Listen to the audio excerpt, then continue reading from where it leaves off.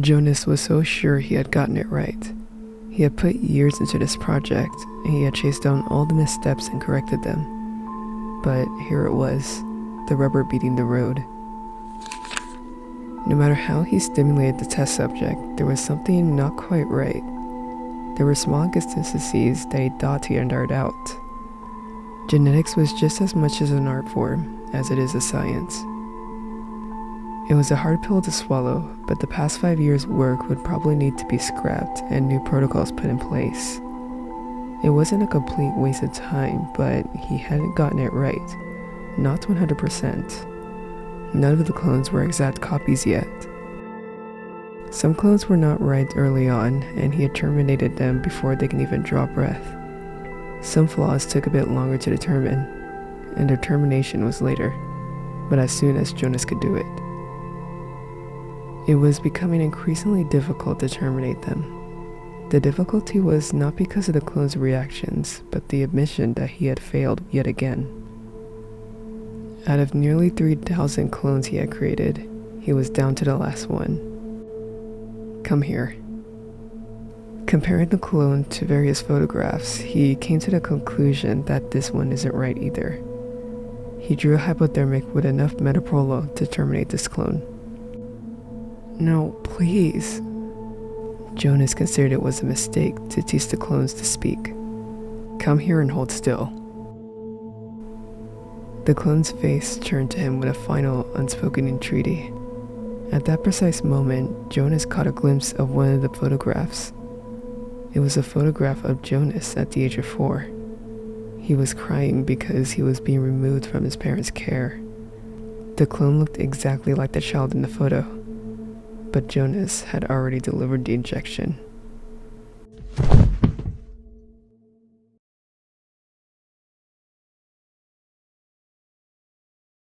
He wiped down the beads of sweat trickling down his forehead, causing his coiffed white hair to stick up wildly.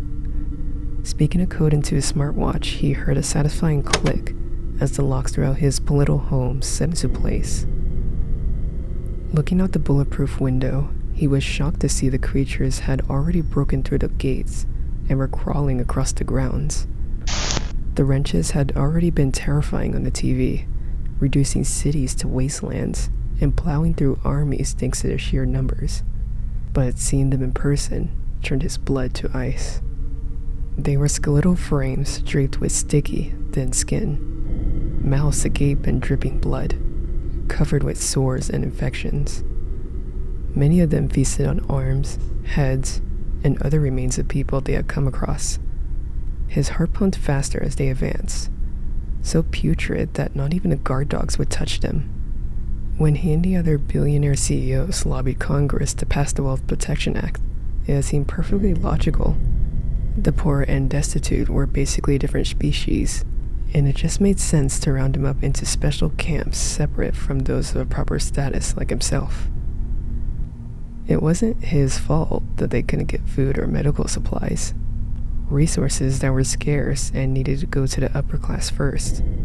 Now, however, he saw that instead of staying down and quiet, they had broken free and began eating the one meat still plentiful in the world. As they began to break open the doors, he shut himself inside his vault and hid behind the stacks of cash. He briefly wondered if there was enough to satiate them, but he knew it was a foolish question. They didn't want money anymore. They wanted him.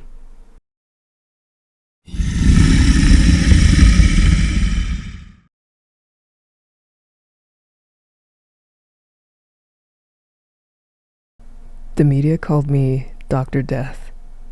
But despite the nickname, I never claimed to be a doctor, and I firmly believed in life. But there is a point where life just isn't life any longer. You don't need to be a doctor to know that.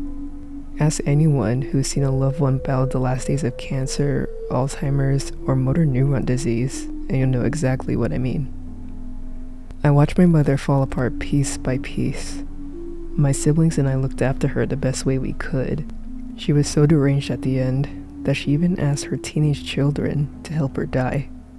Of course, we didn't, and she endured those monstrous months to the very last heartbeat. A veterinarian will euthanize a sick hamster for dignity's sake, to end pain. A goddamn hamster. But no one would or could help my mother. She was 40 years old. By the time I was that age, I had already become a millionaire and something of an infamous celebrity. I sold a product worldwide that provided hope and deliverance to thousands. It promised the end of pain, and it delivered. It was legal in the fact that it didn't directly provide any drugs or chemicals, but information how to easily source or synthesize them. Once ingested, they result in almost immediate and total analgesia. My product was a how-to guide, no more, for those who needed guidance in their darkest hours. Many tried to stop me. The religious groups were the worst. One particular bunch of extremists almost got me with a failed car bomb. The irony of folks that would preach, "Thou shalt not kill." They all told me that what I did went against God. God gives, they said, and only God can take away. I still stand by my justification. If God exists at all, He is the God of pain, because He allows pain every day, all over the world. I sought to help end it. Business boomed, and my family wanted for nothing. It was hard on them. We had to relocate many times when people found out who we were. My kids would be bullied at every school. Friends and family members eventually shunned us, and the harassment proved relentless. So I suspected nothing the day I came home and found the cops surrounding my house.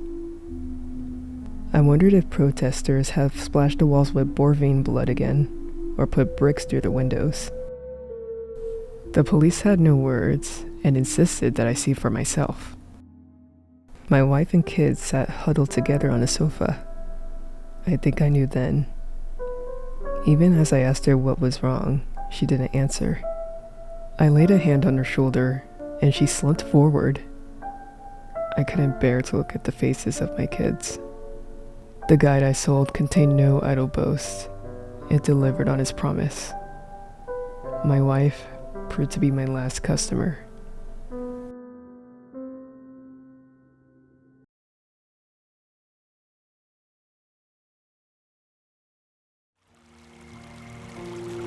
Hello everyone, Vxalitin here. Thanks for watching.